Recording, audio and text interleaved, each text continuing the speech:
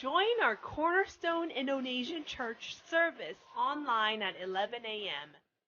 Visit our YouTube channel, Salmiman Saud, CBM, or Facebook, Salmiman Cornerstone. Invite your friends and worship together at their homes. Thank you. God bless you.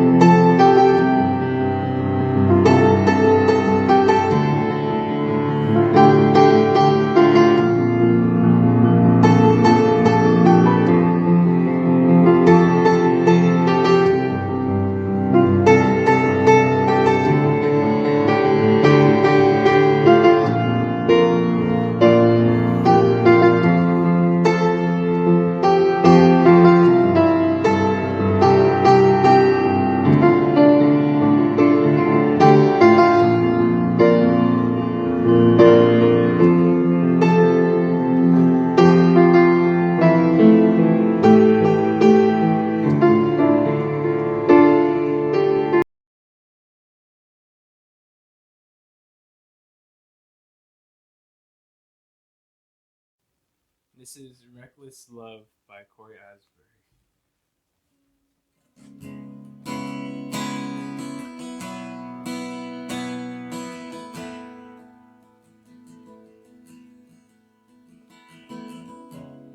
Before I spoke a word, You are singing over me. You have been so kind to me. Before I took a breath, you breathed your life in me. You have been so kind to me. And overwhelming, never-ending, reckless love of God. It chases me down, fights till I'm found, leaves 99. And I couldn't earn it, and I don't deserve it. Still you give yourself away. Darling, overwhelming, never-ending, reckless of God. Yeah, yeah.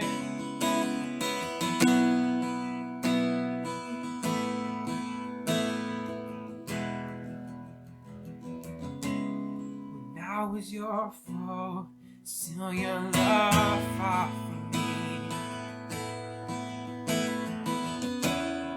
You have been so good to me.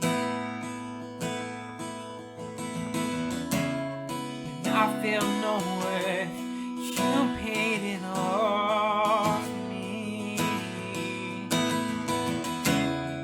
You have been so kind to me. Darling, overwhelming, never-ending, reckless love of God. Time chases me down, fights till I'm found, leaves 99. And I couldn't earn it, and I don't deserve it. Still you give yourself away. Darling, overwhelming, never-ending, reckless love of God. Yeah.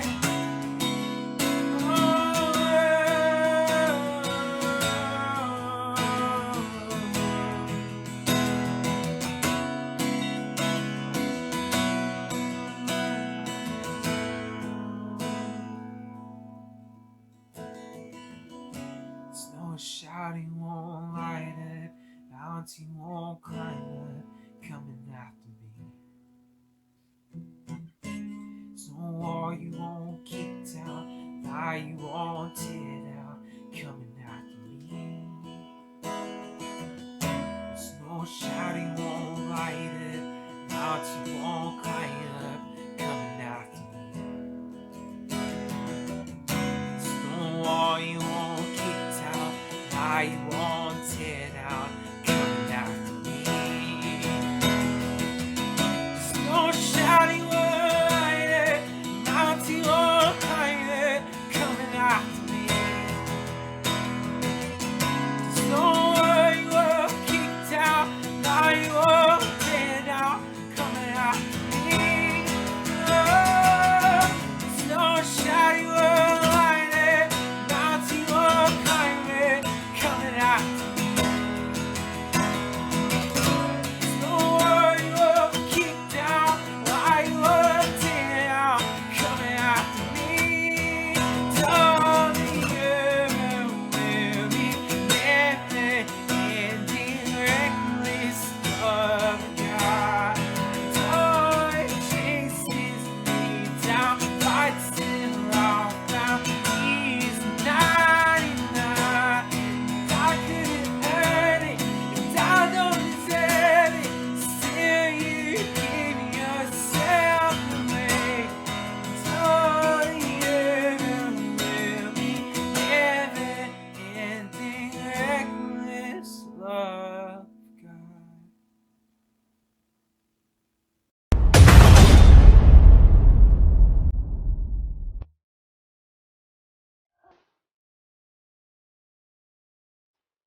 Join our Cornerstone Indonesian Church service online at 11 a.m. Visit our YouTube channel, Salmiman Saud, CBM, or Facebook, Salmiman Cornerstone. Invite your friends and worship together at their homes. Thank you. God bless you. Selamat siang saudara sekalian, selamat berjumpa kembali, selamat hari Minggu, selamat beribadah bersama dengan kami, Gereja Cornerstone Indonesia yang ada di San Francisco.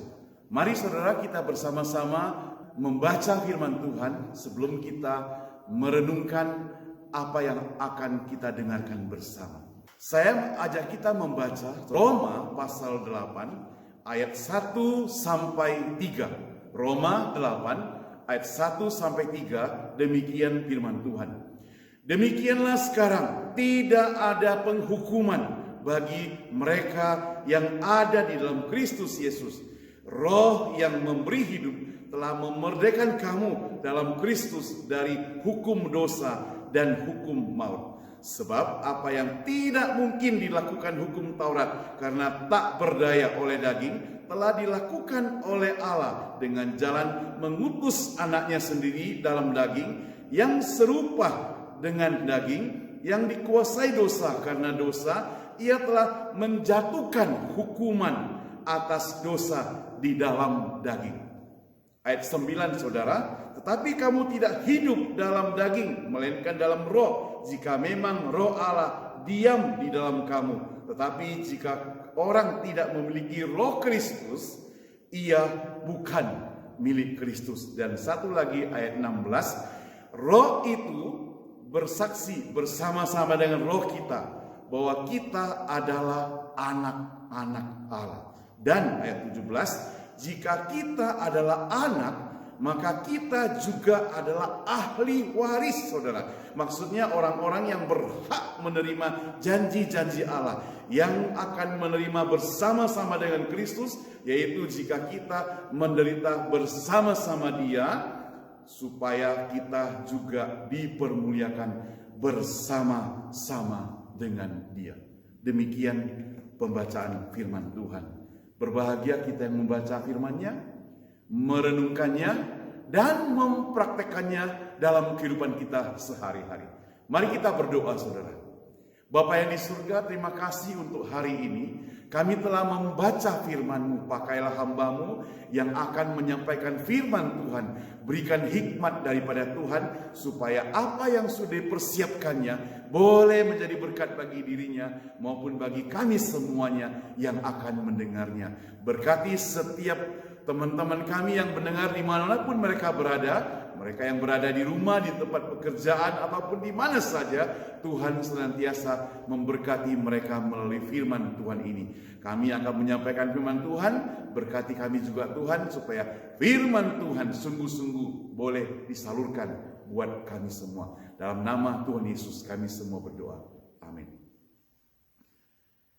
Saudara, dalam rangka mempersiapkan hari kenaikan Kristus, saya mempersiapkan satu tema untuk kita renungkan bersama yang saya beri judul Hidup yang Dikendalikan oleh Roh Kudus.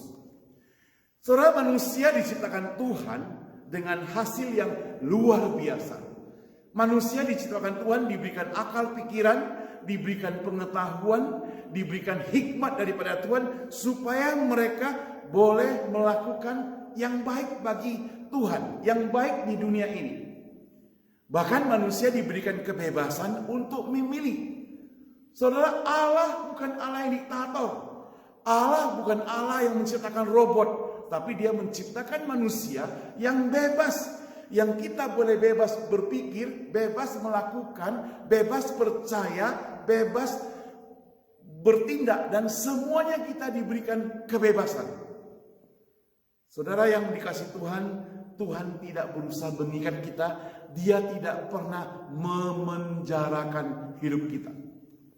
Bahkan ketika Adam dan Hawa berada di Taman Eden, Dia memberikan kebebasan kepada Adam dan Hawa untuk menguasai seluruh Taman Eden. Cuma ada satu hal, kecuali buah pengetahuan baik dan jahat itu hanya tidak boleh mereka makan. Tetapi penyerahan Adam dan Hawa itu kepada Allah tidak total sepenuhnya. Dia masih ada ambil sedikit-sedikit untuk datang kepada iblis dan mau mendengar suara iblis. Itu sebabnya mereka jatuh ke dalam dosa, saudara. Dan akhirnya kita semua jatuh ke dalam dosa. Jadi manusia itu sangat keren, saudara. Ia bisa mengendalikan bahkan pesawat terbang yang beratnya berton-ton. Maka seorang manusia dapat mengendalikannya, dapat menyetir pesawat dari kota ini ke kota anu, dari negara ini ke negara anu. Dia bisa menguasai setir pesawat tersebut. Tetapi ada satu hal yang sangat kecil yang tidak dapat dikuasai, adalah dirinya sendiri. Dirinya sendiri ia tidak dapat menguasai. Itu sebabnya saudara, kita harus menyerahkan semuanya kepada Tuhan. Hidupnya sendiri tidak bisa dikuasai. Seringkali saudara, kita bisa menguasai orang lain, tapi tidak bisa menguasai diri sendiri. Itu kelemahan manusia yang boleh dibilang hampir semua orang memilikinya. Kenapa saudara? Karena manusia sudah jatuh ke dalam dosa. Roma pasal 8 ayat 2 dan 3 yang tadi kita baca, itu berbunyi bahwa demikianlah sekarang tidak ada penghukuman bagi mereka yang ada dalam Kristus Yesus. Nah, hanya karena pertolongan Kristus Yesus yang menggantikan kita, maka kita ini boleh bebas, saudara. Tema kita adalah hidup yang dikendalikan oleh Roh Kudus.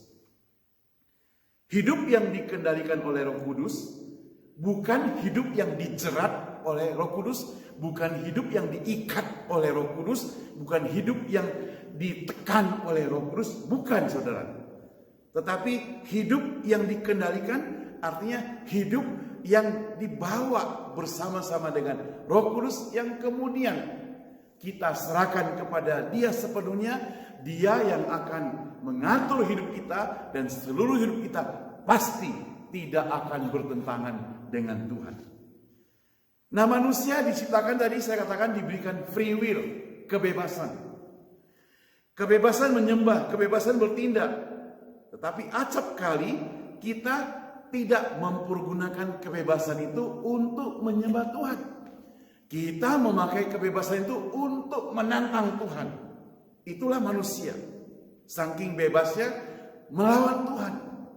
Apalagi manusia itu mengalami apa yang disebut dengan berkat dunia, kaya raya, pengetahuan tinggi. Bisa jadi sombong, saudara. Sehingga menganggap dirinya yang hebat, dirinya yang kuat. Padahal, saudara, manusia itu tidak ada apa-apanya. Jangankan nuklir, saudara. Virus yang sekecil-kecilnya itu yang tidak bisa lihat dengan kasat mata saja sudah membuat dia takut. Itu yang terjadi terhadap manusia, bukan? Itu berarti apa, saudara? Itu berarti Allah sampai hari ini tetap adalah Allah yang maha kuasa. Allah yang tidak ada tandingannya, saudara.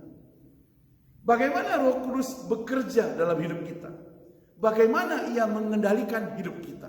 Mari saudara, kita akan melihat paling sedikit 3 hal pada hari ini, saudara. Yang pertama, hidup yang dikendalikan oleh Roh Kudus adalah hidup yang merdeka. Roma 8 merupakan bagian dari statement Paulus, saudara, yang sangat luar biasa sekali. Ia berbicara mengenai hidup yang telah dibenarkan oleh Kristus Yesus. Hidup yang dahulu penuh dengan dosa, dahulu penuh dengan kebejatan, dahulu penuh dengan kehinaan, dahulu tidak berguna, sekarang sudah disucikan, sekarang sudah dibebaskan, sekarang menjadi berguna. Karena ada Tuhan Yesus yang telah membersihkannya, yang telah menopangnya, yang telah mengubahnya. Asal kita mau serahkan hidup kita sepenuhnya kepada Dia. Jangan separuh-separuh. Saudara, pengorbanannya di atas kayu salib itu tidak akan sia-sia kalau kita mau berserah kepada Tuhan sepenuhnya. Sebaliknya pengorbanannya akan menjadi sia-sia kalau hidup kita masih pergunakan dengan sesuka hatinya, semena-mena. Hidup kita itu singkat sekali tanpa kita sadari, saudara. Kalau saudara hari ini umurnya 40, berarti saudara sudah melewati 40 tahun dan waktunya seakan-akan baru kemarin. Seakan-akan baru kemarin Anda itu masih kecil. Kemarin Anda itu masih muda. Saudara, waktu minggu lalu saya menerima kabar ada seorang hamba Tuhan, adik tingkat kami, meninggal dunia. Bayangan saya adalah dia masih muda, anak muda. Kenapa?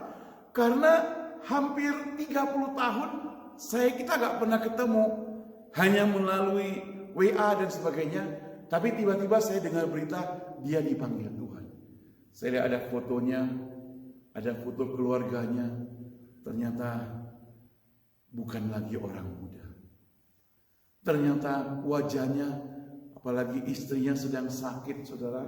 Waduh, kita merasa sedih melihatnya. Nah saudara, waktu itu berlalu begitu cepat. Waktu itu jalan begitu cepat dan kita tidak dapat kembali kepada waktu yang dulu. Maka penulis lagu mengatakan, hidup ini adalah kesempatan. Kalau engkau diberikan kesempatan hidup, jadilah berkat. Penulis lagu ini sudah menjadi berkat bagi orang banyak. Dia adalah seorang pendeta yang kemarin juga saya dengar berita, dia sudah dipanggil Tuhan. Tapi hidupnya menjadi berkat, saudara. Sekarang coba evaluasi hidupmu dan hidupku. Sudah jadi berkat belum? Sudah menjadi berguna bagi orang lain belum? Apakah justru hidup kita ini membuat orang menjadi teladan, saudara? Orang yang dikuasai oleh Roh Kudus, hidupnya akan menjadi berkat, saudara. Ayat 2 dan seterusnya, Paulus memperlihatkan pada kita bagaimana kuasa pekerjaan Roh Kudus dalam setiap kita, saudara.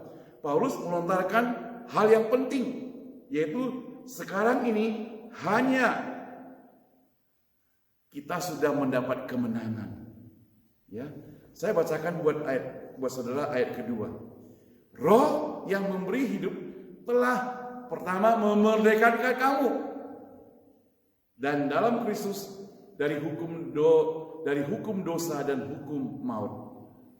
Maka yang dikatakan lagi, sebab apa yang tidak mungkin dilakukan hukum Taurat karena tak berdaya oleh daging, telah dilakukan oleh Allah dengan jalan mengutus anaknya. Jadi Kristus sudah mengalahkannya, Kristus sudah menang. Lalu yang kedua, kita masuk dalam rahasia penting di dalam Roma pasal 8 ayat 2 itu, Roh yang memberikan kita hidup telah memerdekakan kamu. Dalam Kristus, hukum dosa, hukum maut sudah disingkirkan. Itu rahasia yang harus disampaikan kepada orang banyak. Sehingga kalau engkau merasa dirimu belum berada dalam Kristus, cepat-cepat datang kepada Kristus supaya hukuman dosa, hukuman maut itu disingkirkan dari engkau. Nah, ayat ini cukup penting, saudara, yang merupakan petunjuk bahwa Roh Kudus, Allah pribadi yang ketiga dalam hidup kita, telah membuat kita hidup berkemenangan. Asal kita mau serahkan hidup kita sepenuhnya kepada Roh Kudus, sehingga Dia juga sepenuhnya menguasai kita. Dengan kehidupan kita yang bukan lagi mengandalkan diri sendiri, tadinya mungkin kita menganggap diri kita kuat, tadinya kita mungkin mengandalkan diri kita sendiri, tadinya mungkin kita pikir orang lain tidak dapat membantu kita, hanya kita sendiri harus berjuang, padahal kita tidak sanggup, saudara. Tuhan yang sanggup menolong kita. Maka begitu kita serahkan seluruh kesanggupan dan ketidaksanggupan kita kepada Dia, maka Dia akan bekerja dalam hidup kita. Itulah yang disebut dengan Roh Kudus bekerja dalam hidup kita. Semakin besar penyerahan kita kepada Roh Kudus, maka semakin besar dia berkuasa menguasai hidup kita. Ketika Roh Kudus menguasai hidup kita, maka dia akan melakukan pekerjaan dalam hidup kita sehingga melahirkan tindakan-tindakan kita yang berkenan di hadapan Tuhan. Maka kita bebas dari kuasa dosa. Waktu kita akan melakukan kejahatan, kita akan menang, kita akan terhindar. Waktu kita akan berjudi kembali, kita akan terhindar. Waktu kita akan korupsi kembali, kita terhindar. Waktu kita akan melakukan kejahatan, kita akan terhindar. Karena Roh Kudus begitu kuat dalam hidup kita, sehingga memaksa kita tidak melakukannya. Itulah hidup orang yang dikuasai Roh Kudus, sehingga membuat hidup kita merdeka. Merdeka dari dosa, saudara. Merdeka dari dosa. Asal kita mau taat kepada Kristus, saudara. Yang kedua, tadi yang pertama dikatakan bahwa hidup yang dikendalikan oleh Roh Kudus adalah hidup yang merdeka. Maka yang kedua, hidup yang dikendalikan oleh Roh Kudus adalah hidup yang rohani. Saudara, hidup yang dikendalikan oleh Roh Kudus, kita dikontrol, dikuasai oleh Roh Allah, dan kita menjadi manusia yang rohani, melakukan hal-hal yang berkenan di hadapan Tuhan. Orang yang menjalankan hidupnya penuh dikuasai Roh Kudus, ia akan meninggalkan keinginan daging. Alkitab mencatat dia akan buang keinginan daging. Apa itu keinginan daging, saudara? Kita masih merasa kekayaan itu begitu penting. Kita masih merasa pergi menikmati pesta pora di bar, night club itu penting. Kita masih merasa hal-hal dunia itu penting. Tetapi orang yang sudah dikuasai oleh Roh Kudus dalam kehidupan dia, yang hidupnya sudah menjadi hidup yang rohani, bahkan kekayaan bagi dia pun tidak terasa penting, saudara. Uang bagi dia bukan lagi untuk dipakai untuk diri sendiri, tapi uang bagi dia akan pakai, dan dia berusaha selalu untuk menyenangkan orang lain. Dia selalu ingin jadi berkat bagi orang lain. Dia selalu berusaha supaya orang lain itu bersuka cita, bukan hanya dirinya sendiri. Dia akan merasa senang kalau orang lain juga senang. Kalau waktu hidup kita belum dikuasai oleh Roh Kudus, dia akan merasa senang kalau orang lain susah, saudara. Jadi beda, bukan? Begitu hidup kita dikuasai oleh Roh Kudus, maka hidup kita itu berubah. Kita merasa senang kalau orang lain senang. Kita merasa sukacita kalau orang lain bahagia. Kita merasa bergembira kalau orang lain itu naik pangkat. Tetapi waktu hidup kita dikuasai oleh iblis, kita akan jengkel sekali melihat orang lain senang, melihat orang lain sukacita. Nah, saudara, Roma 8 ayat 5 mencatat demikian, bahwa orang yang berkeinginan daging memikirkan hal-hal kedagingan. Hidupnya itu penuh dengan pikiran-pikiran yang menyesatkan, pikiran-pikiran yang mencelakakan, pikiran-pikiran tentang kejahatan. Itulah orang yang berkeinginan daging. Tetapi keinginan daging itu juga merupakan hal yang maut, bahaya, saudara. Keinginan daging itu melakukan kejahatan, hasilnya bahaya. Ayat 7 mencatat keinginan daging itu bisa terjadi perseteruan dengan Allah, jadi musuh dengan Allah. Sebaliknya, orang yang hidupnya dalam roh, dia akan memikirkan yang hal-hal dalam roh, hal-hal yang lakukan kebaikan, hal-hal yang lakukan berupa kesucian. Ayat ke-6 mencatat keinginan roh menghasilkan apa? Kalau di dalam keinginan daging menghasilkan persekutuan dengan Allah dan orang lain, maka di dalam keinginan roh hasilnya apa? Hasilnya damai sejahtera. Jadi dia akan menjadi peacemaker, bukan trouble maker. Kalau dia keinginan daging, dia bisa jadi trouble maker. Dia masih merasa iri, merasa benci, merasa tidak senang. Tapi kalau dia adalah berkeinginan roh, dia peacemaker. Dia ingin orang senang, ingin orang bahagia, ingin membuat orang sukses, ingin membuat orang menikmati sukacita. Itu peacemaker. Dan mereka yang hidup dalam roh sudah pasti hidupnya berkenan kepada Allah. Jadi saudara tinggal pilih kan, mau hidup berkenan atau tidak berkenan. Mau ikut Tuhan atau ikut iblis. Kalau engkau ikut iblis, tidak berkenan. Kalau engkau ikut Tuhan, berkenan. Karena iblis tidak pernah mau taat pada Tuhan.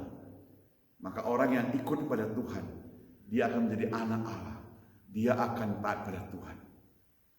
Saudara, bila hidup kita dikuasai oleh roh, maka hidup kita akan memancarkan tindakan-tindakan yang berkenan kepada Tuhan, yang menyenangkan hati Tuhan. Hasilnya adalah hidup kita itu tidak akan sembarangan, saudara. Seperti tindakan Yesus. Tindakan Kristus, tindakan yang begitu menyejukkan. Tindakan Kristus, tindakan yang menyenangkan. Tindakan yang penuh dengan kesopanan. Tindakan yang menurut Tuhan Yesus, jangan seperti orang yang mabuk anggur, penuh dengan nafsu. Tetapi harus sadar. Rasul Paulus mengajarkan begini dalam Efesus pasal 5 ayat 18.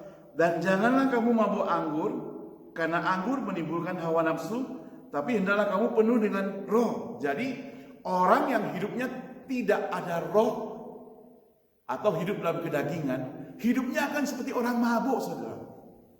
Jadi orang mabuk itu melakukan hal-hal yang tidak dia sadar.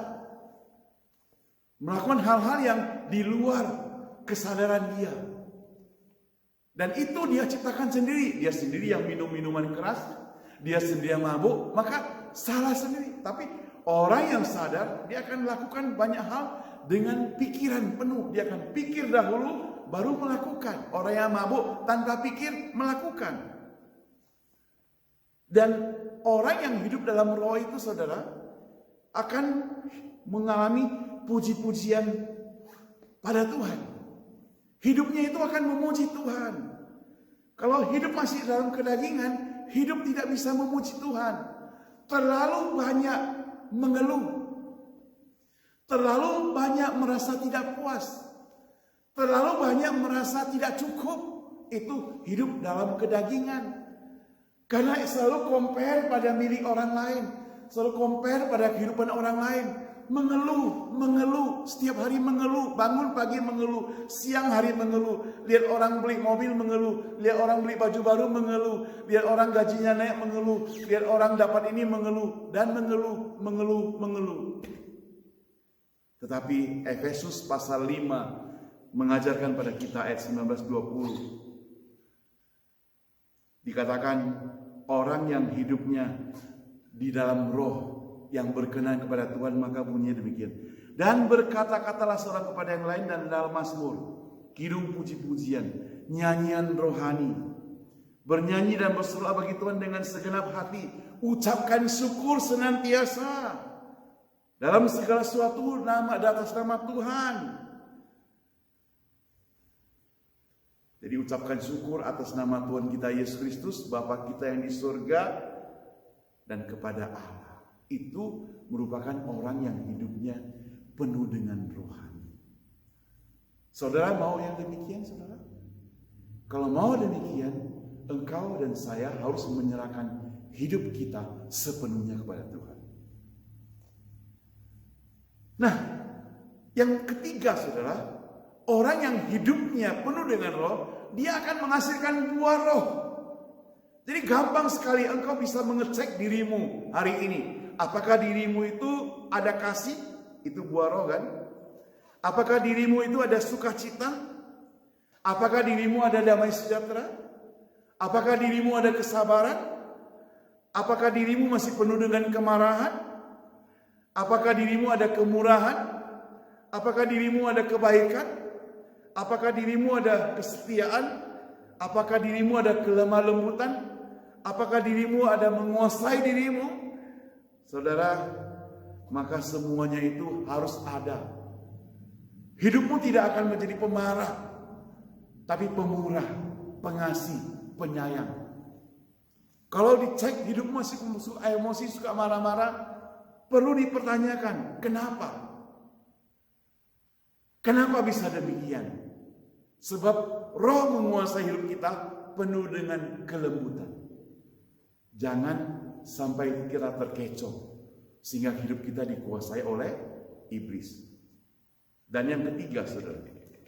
Tadi yang pertama saya mencatat, hidup yang dikendalikan oleh Roh Kudus adalah hidup yang merdeka. Maka yang kedua, hidup yang dikendalikan oleh Roh Kudus adalah hidup yang rohani. Dan yang ketiga yang paling penting adalah hidup yang dikendalikan oleh Roh Kudus adalah yang layak disebut sebagai apa? Anak-anak Allah. Ayat 14 saya bacakan buat saudara ya. Ayat 14 bunyinya demikian. Semua orang yang dipimpin Roh Allah adalah anak Allah. Sebab kamu tidak menerima roh perbudakan yang membuat kamu menjadi takut lagi. Tetapi kamu telah menerima roh yang menjadikan kamu anak Allah. Oleh roh itu kita berseru, ya Bapa, ya Bapa. Jadi roh yang engkau serahkan kepada Allah, kepada hidupmu pada Allah, membuat engkau akan menjadi anak-anak Allah. Melayakkan engkau menjadi anak-anak Allah. Jadi ada perubahan status. Dari tadinya engkau adalah seorang hamba, budak, anak iblis, sekarang menjadi anak Allah. Luar biasa kan? Dan orang yang berstatus anak Allah itu mendapat warisan. Karena dia adalah anak Allah. Kita mencatat engkau disebut sebagai ahli waris, ayat 17. Maksudnya orang-orang yang berhak menerima janji daripada Allah. Setelah kita berhutang kepada Yesus yang telah mengerjakan ini semua. Kita berhutang pada Roh Kudus yang mengangkat status, harkat, martabat, harga diri kita. Kalau kita menyerahkan hidup kita kepada Dia. Kita berhutang kepada Dia. Hutang apa, saudara? Kita hutang keselamatan. Tadinya kita harus mati, kita serahkan hidup kita kepada Tuhan, hidup kita diubah. Tadinya kita adalah anak dari iblis, sekarang menjadi anak Allah dan berubah, bahkan dapat warisan, saudara. Dapat warisan. Itu artinya apa? Engkau adalah anak Allah yang sah dapat warisan. Resmi, bukan ilegal. Resmi dapat warisan. Nah, saudara, orang yang mendapat warisan seperti begini, dia itu akan bagaimana? Dia akan menerima janji. Janji yang pasti. Janji yang tidak bohong-bohong. Tapi sebaliknya engkau juga harus memiliki janji yang tidak berbohong. Janji apa? Engkau harus datang kepada Tuhan, menyucikan hidupmu, bertobat, datang kepada Dia dengan sepenuh hati, dengan sungguh-sungguh, dan mohon supaya Tuhan mengubah hidupmu dari anak iblis menjadi anak Allah. Saudara, belakangan ada viral, ada YouTuber, boleh dikatakan dia bukan orang miskin, orang cukup kaya, punya mobil, ya. Dia itu ingin melakukan kegiatan yang disebut prank, memberikan sesuatu kepada orang miskin, tapi dengan cara prank.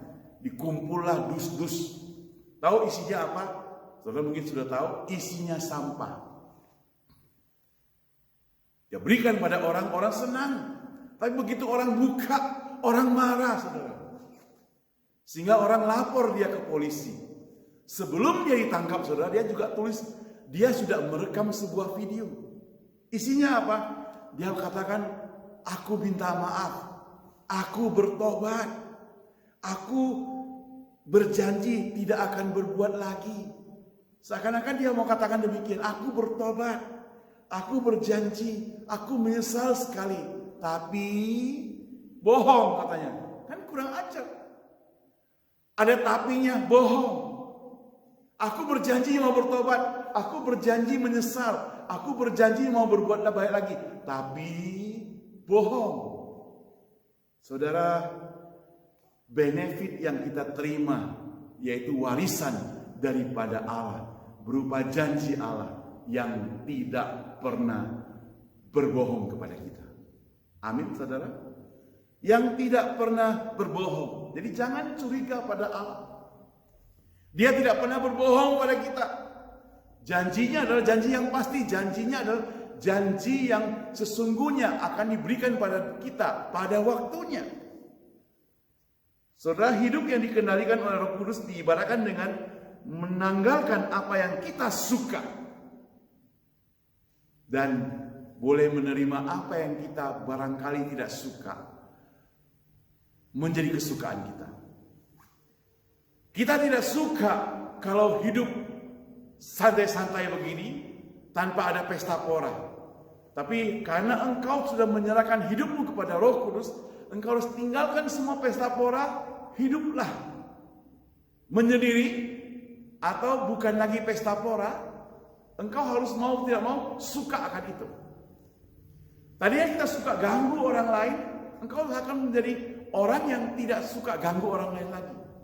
Itu hidup yang tidak menghasilkan buah roh. Hidup yang dikendalikan oleh roh.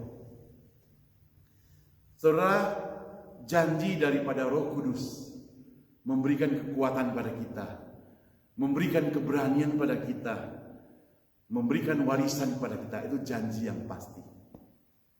Janji manusia bisa bohong, saudara. Saudara ingat cerita yang dalam Alkitab, Kisah Para Rasul pasal 5, yaitu Ananias dan Safira. Sepasang suami istri yang bertekad, yang berjanji akan memberikan sebidang tanah untuk Tuhan. Dan dia jual tanah itu. Atas sepengetahuan istrinya, mereka sudah berjanji mau berikan kepada Tuhan. Tapi juga sekali lagi, atas sepengetahuan istrinya, dia menahan sebagian. Dia serahkan kepada Rasul Petrus untuk Tuhan. Saudara,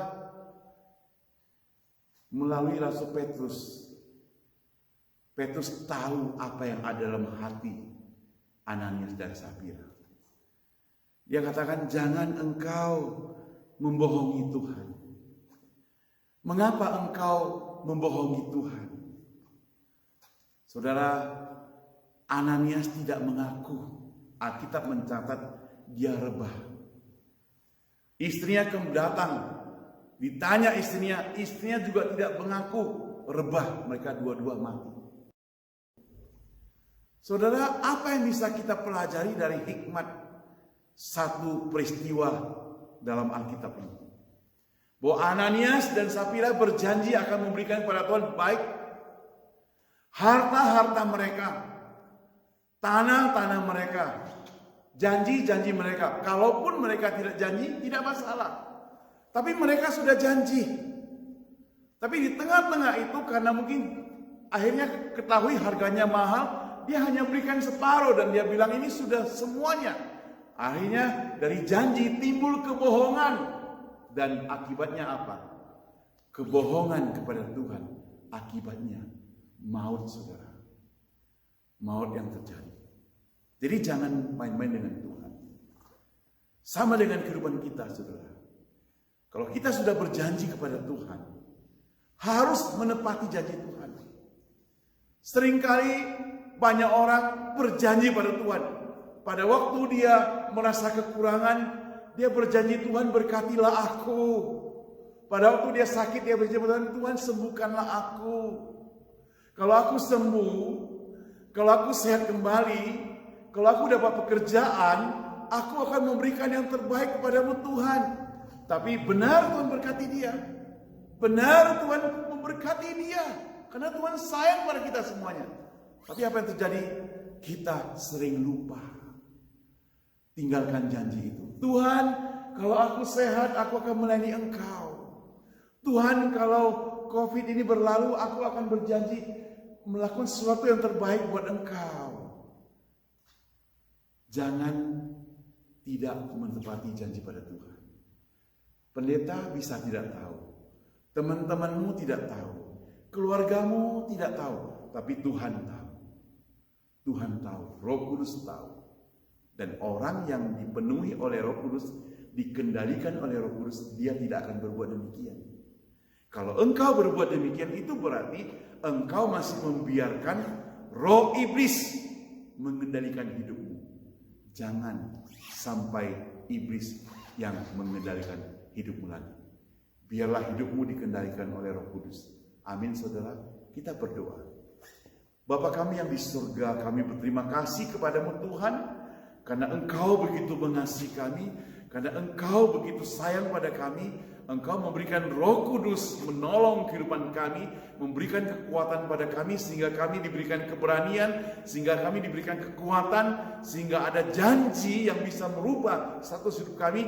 Kami bersyukur kepadamu Tuhan. Oh Tuhan, biarlah hidup kami boleh diubah oleh janjimu yang penuh kesetiaan itu. Janjimu yang pasti, hidup kami mau diubahkan. Kami mau menghidup yang lebih sungguh kepada Tuhan, berkenan kepada Tuhan. Tuhan, tolong setiap kami Tuhan. Tolong setiap jemaat kami Tuhan. Tolong kami Tuhan.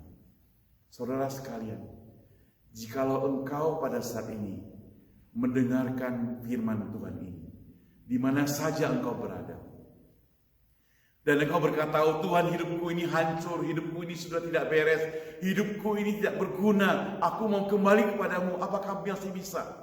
Saudara, masih. Firman Tuhan berkatakan masih bisa. Dia akan terima engkau kembali. Kalau hidupmu dulu penuh dengan kedagingan, sekarang engkau mau masuk dalam hidup dengan roh dan kebenaran. Kembalilah. Datanglah. Supaya hidupmu benar-benar dikuasai roh Tuhan. Tidak lagi hidup penuh dengan keberantakan. Katakan, aku percaya pada Tuhan Yesus. Saya akan doakan buat saudara sekalian. Tuhan, jika ada teman-teman kami yang mau kembali kepada Tuhan atau mau datang pada Tuhan, hari ini juga kami menserahkan mereka semua ke dalam tangan Tuhan. Dan hari ini juga kami percaya mereka sudah diselamatkan oleh Tuhan kalau mereka mau bertobat Tuhan. Oh Tuhan, dengar doa kami Tuhan, yang kami sampaikan dalam nama Tuhan Yesus Juru Selamat kami, yang telah hidup dan telah menolong setiap kami. Amin. Sampai ketemu. Tuhan memberkati kita sekalian. Terima kasih Tuhan, hari ini kita mau mendoakan untuk persembahan. Kiranya Tuhan memberkati persembahan yang Tuhan sudah sediakan buat kami. Biarlah persembahan ini menjadi untuk memperluas kerajaan-Mu Tuhan. Berkati orang-orang yang sudah memberi. Kiranya Tuhan memberkati dan melindungi dan memberikan kasih karunia Tuhan selalu menyertai setiap kehidupan kami. Terima kasih banyak Bapak. Terima kasih Tuhan Yesus. Haleluya. Saudara, kita akan menerima berkat Tuhan. Mari kita mempersiapkan hati kita. Kasih dari Allah Bapa, anugerah dan keselamatan dari Yesus Kristus, pertolongan penghiburan dari Roh Kudus menyertai seluruh kehidupan kita hari ini, besok, dan sampai selama-lamanya. Amin. Amin. Amin. Amin.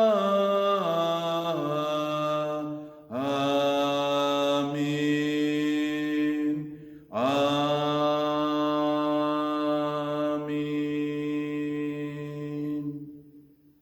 Kebaktian selesai.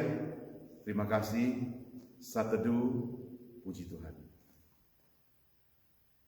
Saudara, Anda sudah bersama-sama mengikuti kebaktian pada hari ini di Gereja Cornerstone Indonesia San Francisco. Saya Pendeta Saumiman Saud dan juga ada Ibu Susan Chang.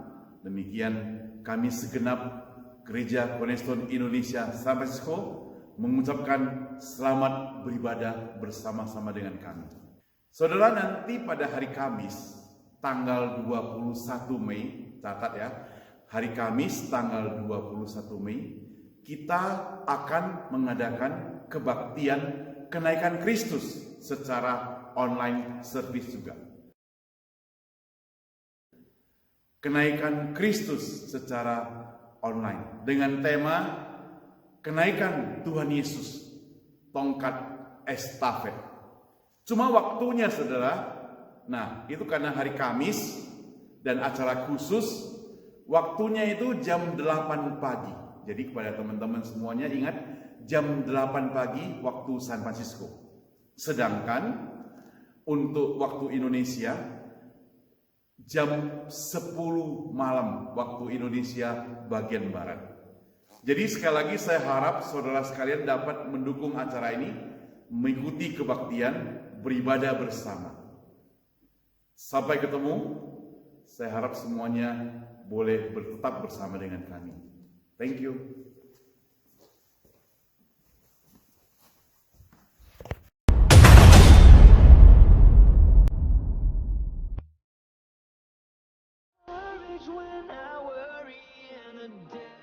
Join our Cornerstone Indonesian Church service online at 11 a.m.